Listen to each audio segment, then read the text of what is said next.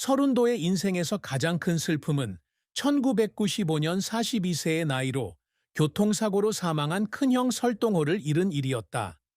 2018년 코리아 헤럴드와의 인터뷰에서 서른도는 형이 산뿐만 아니라 음악 여정에서도 자신의 길잡이였다고 말했다. 재능 있는 판소리 연주자 설동호는 서른도가 어린 시절부터 전통 예술을 추구하도록 영감을 주었고, 그를 부산 공연에 자주 데려가 판소리의 기본 기법을 가르쳤습니다. 형이 세상을 떠났을 당시 서른도는 1994년 앨범 트로트 메들리로 전성기를 누리고 있었고, 형의 마지막 순간을 함께할 수 없었다. 그는 장례식 후 며칠 동안 울었으며 바쁜 일정 때문에 형과 함께 보낼 시간을 충분히 갖지 못한 것에 죄책감을 느꼈다고 말했습니다. 그는 이 고통이 영원히 치유되지 않는 마음의 상처라고 말했습니다. 서른도는 형의 죽음으로 인해 자신의 가족뿐만 아니라 부산의 판소리계에도 공백이 생겼다는 사실을 깨닫고 슬픔은 더욱 깊어진다. 설동호 선생은 판소리와 현대적 요소를 결합한 선구자 중 한 명이었으며, 그의 죽음으로 서른도는 그의 유산을 계승해야 한다는 무거운 책임감을 느끼게 되었습니다. 2000년 중앙일보와의 인터뷰에서 그는 동생의 옛 녹음을 들으며 혼자 작업실에 앉아 울었던 밤이 있다고 털어놓았습니다. 마치 점점 대중화되는 세상에서 판소리라는 예술을 지키기 위해 혼자 싸우는 것 같은 느낌이었다고 합니다. 서른도의 인생에서 가장 큰 슬픔 중 하나는 급변하는 음악 산업 속에서 전통 예술을 보존해야 하는 압박감이다. 판소리 예술가로서 그는 판소리를 구식기라 여기는 젊은 청중들의 무관심에 자주 직면했습니다. 그는 2015년 한국일보와의 인터뷰에서 관객이 수십 명밖에 되지 않는 공연도 있어 판소리의 가치를 전달하는데 실패한 것 같다고 말했다. 그는 2010년 서울에서 공연을 마친 후 한 젊은 관객이 자신의 음악이 너무 슬프고 혼란스럽다고 말했을 때 울었다고 고백했습니다. 이런 슬픔은 인정받지 못하는 데서만 오는 것이 아니라 자신의 문화적 정체성의 일부를 잃어가고 있다는 느낌에서도 온다.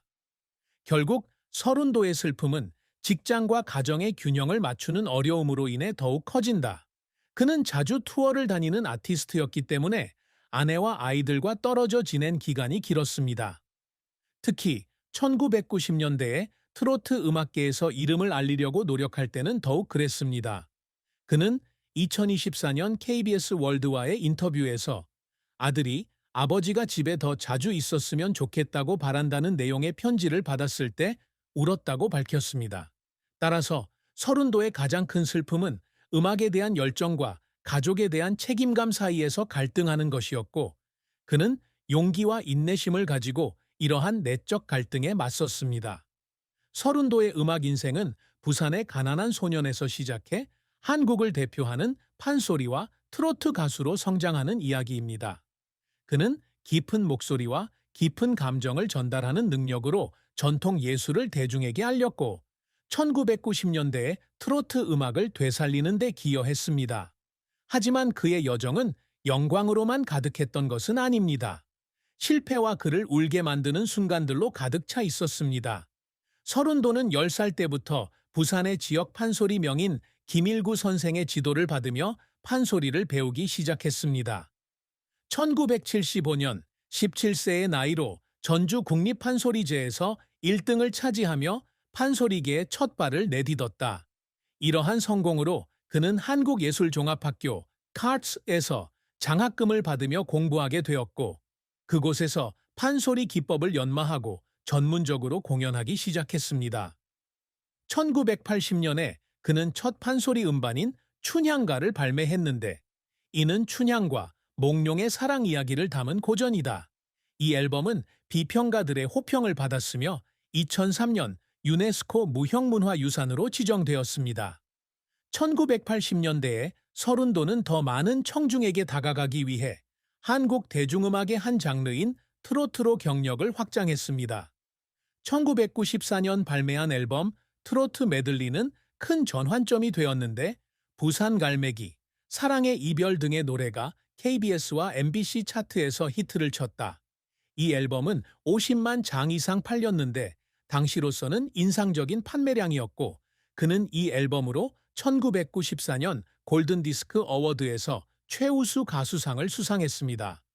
1995년 코리아 타임스와의 인터뷰에서 그는 트로트 메들리가 판소리를 들어본 적이 없는 사람들에게 판소리의 소리를 전달하는 나만의 방식이라고 말했습니다. 2000년 서른도는 판소리와 현대 트로트 멜로디를 결합한 획기적인 프로젝트인 판소리 미츠 트로트 앨범으로 자신의 입지를 더욱 공고히 했습니다. 이 앨범은 한국에서만 성공을 거두는 것이 아니라 일본과 중국에서도 호평을 받았으며 이를 통해 그는 트로트 음악을 국제적으로 전파한 최초의 한국 아티스트 중 한 명이 되었습니다. 그는 2001년 도쿄 월드 뮤직 페스티벌에 초대되어 공연을 했는데 이는 그의 음악 경력에 있어서 중요한 이정표가 되었습니다. 그는 2002년 에이시아에와의 인터뷰에서 심청가를 연주한 후 일본 관객들이 일어나 박수를 치는 모습을 보고 꿈이 이루어진 것 같았다고 말했습니다. 서른도는 음악 활동 외에도 2005년부터 부산 동아대학교에서 강사로 재직하며 후학 양성에도 힘쓰고 있다. 수십 명의 판소리 제자를 배출했으며 그중 다수가 전국대회에서 수상을 차지했다. 그는 판소리에 기여한 공로로 2010년 대한민국 정부로부터 국가무형문화재 칭호를 받았습니다. 그는 또한 KBS 불후의 명곡 등의 TV쇼에 출연하여 명곡을 부르고 젊은 예술가들에게 영감을 주었습니다. 최근 서른도는 국내외에서 활발한 연주 활동을 이어가고 있는데 2023년 뉴욕 카네기홀에서 흥보가를 선보여 뉴욕타임스로부터 호평을 받은 바 있다.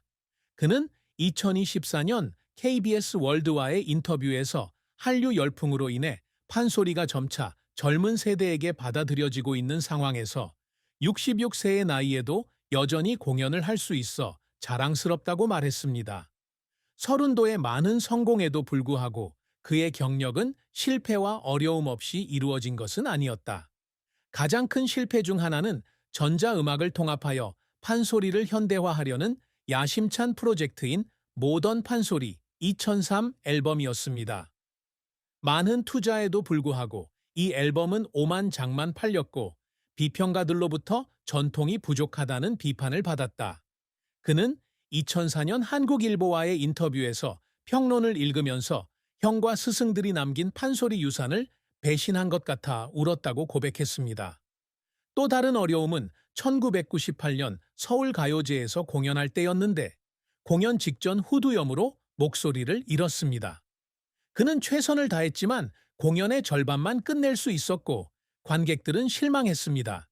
그는 2000년 중앙일보와의 인터뷰에서 공연 후 분장실에서 울면서 판소리를 예술 형태로 부끄럽게 끌어들인 것 같아 마음이 아팠다고 말했습니다.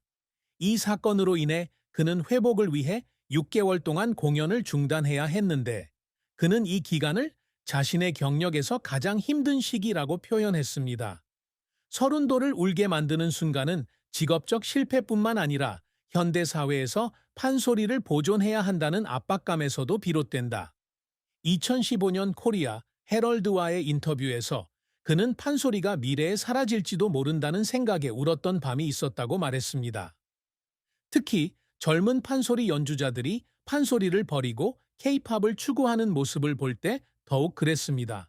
그는 동가대학교에서 수업을 듣고 난 뒤 학생 한 명이 판소리에 미래가 없다고 말하는 것을 듣고 울었다고 말했습니다. 이런 압박감은 그에게 무거운 책임감을 느끼게 하지만 동시에 창작과 교육을 계속하도록 동기를 부여합니다. 또 다른 과제는 직장과 가정의 균형을 맞추는 것입니다. 서른도는 자주 순회 공연을 하는 예술가로서 특히 1990년대의 명성을 쌓을 때 아내와 아이들과 떨어져 지내는 기간이 길었습니다. 그는 2024년 KBS 월드와의 인터뷰에서 아들이 생일에 아버지가 집에 와주기를 바란다는 내용의 편지를 받았을 때 울었다고 말했습니다. 널리 알려지지는 않았지만 이러한 순간들은 그가 자신의 음악적 사명을 추구하기 위해 겪은 희생을 증명하는 증거입니다. 서른도는 예술가일 뿐만 아니라 삶과 직업에서 끊임없이 위대한 목표를 추구하는 사람이기도 합니다. 그가 항상 이루고자 노력하는 업적 중 하나는 현대 세계에서 판소리 예술을 보존하고 홍보하는 것입니다. 그는 2010년 조선일보와의 인터뷰에서 판소리를 살려낸 사람으로 기억되고 싶다고 말했습니다. 그는 춘향가, 판소리와 트로트 등의 앨범을 통해 이를 달성했고 동아대학교에서 수십 명의 학생을 교육하기도 했습니다. 유네스코가 판소리를 인정한 데에는 부분적으로 그가 전 세계적으로 판소리를 홍보하려는 노력이 작용했다. 서른도가 항상 목표로 삼는 또 다른 업적은 트로트 음악을 해외 청중에게 소개하는 것입니다.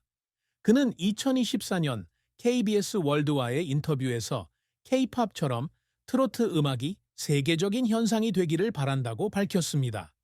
그는 일본, 중국, 미국에서의 공연과 2015년 앨범 트로트 심포니에서 일본 바이올리니스트 아키코 스와나이와 같은 국제적인 아티스트와의 협업을 통해 이를 달성했습니다. 2023년 카네기 홀에서의 그의 공연은 트로트 음악을 한국의 국경 너머로 끌어올릴 수 있는 그의 능력을 입증하는 사례입니다. 서른도는 또한 젊은 세대에게 영감을 주는 사람이 되고자 노력한다. 강사이자 예술가로서 그는 젊은이들이 전통 문화를 감상하고 자신의 열정을 추구하도록 격려하고 싶어 합니다. 그는 2015년 한국일보와의 인터뷰에서 판소리 축제에서 학생들이 상을 받는 것을 보고 자랑스러워하며 그것을 자신의 가장 큰 유산으로 여긴다고 말했습니다. 그는 또한 젊은 예술가들에게 영감을 주고 전통 음악을 탐구하도록 격려하기 위해 불후의 명곡과 같은 TV쇼에 참여합니다. 결국 서른도는 항상 자신의 자식들을 친절하고 책임감 있는 사람으로 키우며 개인적인 유산을 남기려고 노력합니다. 그는 2000년 중앙일보와의 인터뷰에서 음악이 영혼을 치유할 수 있다는 믿음을 가지고 자라기를 바란다고 말했습니다. 자녀들이 자라나 아버지의 음악적 유산을 존중,